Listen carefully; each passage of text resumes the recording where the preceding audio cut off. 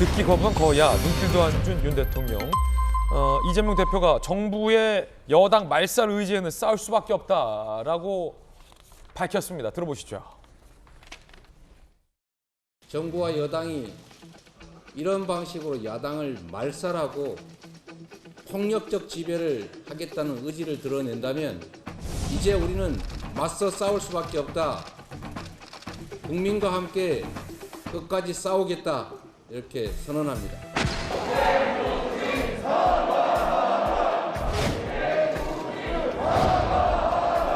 윤석열 정권 규탄한다. 대통령이 도착한 것 같습니다. 지금부터는 침묵으로 항의하겠습니다. 침묵하겠습니다. 침묵하겠습니다.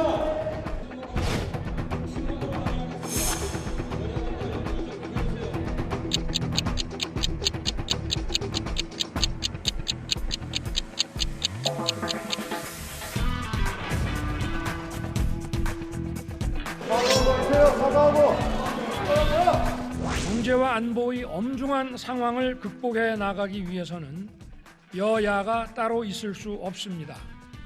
국회의 협력이 절실합니다.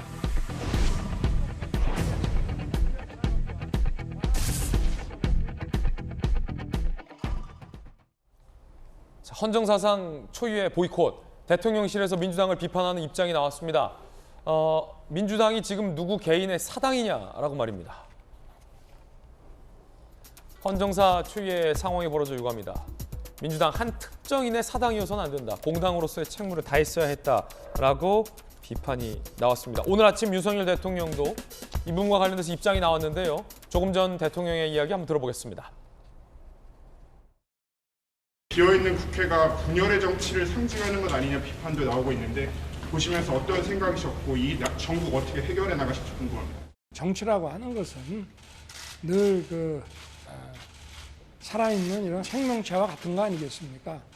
다만 좀 안타까운 것은 정치 상황이 어떻더라도 과거에 노태우 대통령 시절부터 지금까지 약 30몇 년간 우리 헌정사의 하나의 관행으로 굳어져 온 것이 어제부로 무너졌기 때문에 아마 앞으로는 정치 상황에 따라서 이런 대통령 시정연설에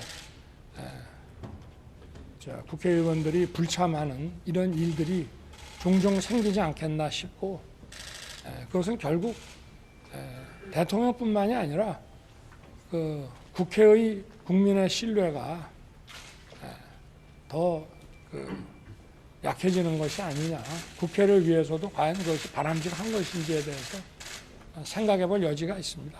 좋은 관행은 어떠한 어려운 상황이 있더라도 지켜져야 되는 것이라고 생각합니다. 자, 이야기 들어봤습니다. 그 가운데 친이재명계 좌장인 정성호 의원이 한 라디오에서 김용의 개인 비리 가능성 이야기를 했습니다. 앞서서 친이재명계 의원인 진성준 의원도 김용이 돈 받았다고 해서 이 대표가 받은 건 아니지 않느냐라고 얘기를 했는데 여당에서는 꼬리 자르기다라는 얘기도 나옵니다. 들어보시죠. 김용이 개인 비리를 저질렀을 가능성이 전혀 없다고 볼 수 없겠죠. 이재명과 20년 가까이 같이 활동해 왔는데 이재명이 어떤 사람이라는 걸 다 잘 알고 있고 늘 부패지옥, 청렴천국 이거 입에 달고 살았던 사람이고 같이 활동을 해왔는데 김용이 저는 돈을 받았다는 걸 상상하기는 좀 힘들어 보입니다. 저는. 근데 민주당 내부에서도 이게 사실은 모순이다라는 얘기도 나옵니다. 제가 직접 취재를 해봤는데 민주당의 모 한 재선 의원이 모순이다라는 겁니다. 김용이 돈 받았을 수 있다라고 얘기하면서 김용을 수사하는 검찰 수사에 왜 이렇게 반대를 하고 보이콧까지 했느냐라고 민주당의 모 재선 의원이 저에게 얘기하더라고요. 보이콧을 하고 야당 탄압이고 부적절한 수사다라고 민주당이 항의를 하려면 김용 부원장도 결백해야 된다. 그런데 친이재명계 좌장인 정성호 의원이 김용 부원장도 돈 받을 수 있다라고 얘기하면서 그걸 수사하는 검찰 수사를 야당 탄압으로 항의하는 게 모순이다라는 한 민주당 재선 의원의 이야기도 있더라고요. 자, 전은교 의원님, 민주당 분위기 어떻습니까? 사실 그건 좀 다른 분위기 같은데요. 예. 수사를 보이콧하지는 않았습니다. 그러니까 그 재선 의원께서는 전체적인 맥락을 약간 잘못 이해하신 거 아닌가 이런 생각도 드는 게 수사를 보이콧하지는 않고 수사는 엄정하게 진행돼야 되고 중립적으로 진행돼야 되고 공정하게 진행돼야 된다고 말씀드리고 싶습니다. 이제 그런 게 잘 못 되고 있으니까 저희가 지적을 한 것이고 침탈의 그 압수수색을 거부한 것은 민주당 당사를 압수수색하려고 했기 때문에 거부한 것입니다. 김용희에 대한 수사를 거부한 게 아니라 그렇죠. 당사 침탈이기 때문에 거부한 거다. 그런 거죠. 그러니까 사실 김용 부원장이 민주연구원의 부원장이 되고 나서는 9일밖에 안 됐고요. 그 자리에 그 사무실에 들어갔던 것은 3시간도 채 안 되는 걸로 확인되고 있습니다. 심지어는 공용 사무실에 그냥 요식행위 정도로 컴퓨터 놔둔 걸 가지고 그거를 이제 압수수색해서 보겠다라고 하는 거거든요. 그러니까 거기에서 업무를 진행한 시간도 거의 없을 뿐더러 아무것도 없을 것으로 뻔히 보이는 말도 안 되는 요식행위의 압수수색을 굳이 민주 당사를 들어와가지고 하겠다고 하니까 민주 당사까지는 내줄 수 없다라고 거부를 한 것입니다. 예. 어차피 말도 안 되는 수사 만약에 2014년도에 받았다, 뭐 2020년도에 받았다 하면 그때 당시에 썼던 사무실이라든지 컴퓨터, 개인 컴퓨터 남아 있는 것은 당연히 엄정하게 공정하게 수사를 해야 하는 것이지만 임명된 지 9일밖에 되지 않은 민주 당사를 굳이 들려고 하는 것은 상징적인 곳을 일부러 의도적으로 압수수색한다라고 하기 때문에 저는 그런 부분들을 거부했던 것이지 수사는 공정하게 이루어져야 된다 이런 말씀은 사실 변하지 않는 것이다 이런 말씀 드리고 싶습니다. 수사는 거부한 적 없다. 전재 의원님. 그러니까 저는 그 말은 술을 마셨는데 음주운전 안 했어 이거랑 똑같아요. 수사를 거부했죠. 왜냐하면 압수수색을 지금 거부했거든요. 그리고 이게 어디서 그럼 검찰이 그냥 뚝딱 만들어 온 것도 아니고 법원이 적법하게 발부한 영장입니다. 그러면 이것을 집행하는 것은 당연히 이것은 법치주의의 일환이고요. 그런데 이제 뭐냐면 이게 자꾸 민주당은 그래서 프레임을 이제 어떻게 가려고 하냐면 이 수사를 어차피 이것은 이제 정치적 수사로 만들려고 하는 게 지금 민주당의 프레임 아니겠어요? 예. 그러니까 민주연구원에 대한 수사를 중앙 당사와 이제 일치화시키는 거죠.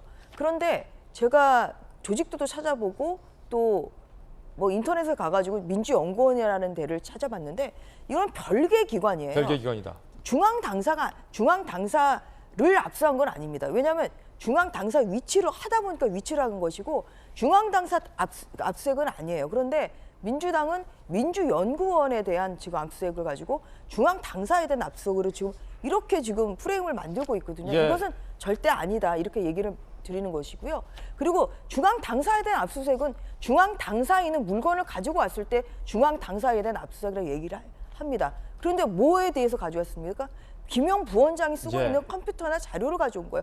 이것은 그렇기 때문에 김용 부원장실에 대한 압수수색이고요.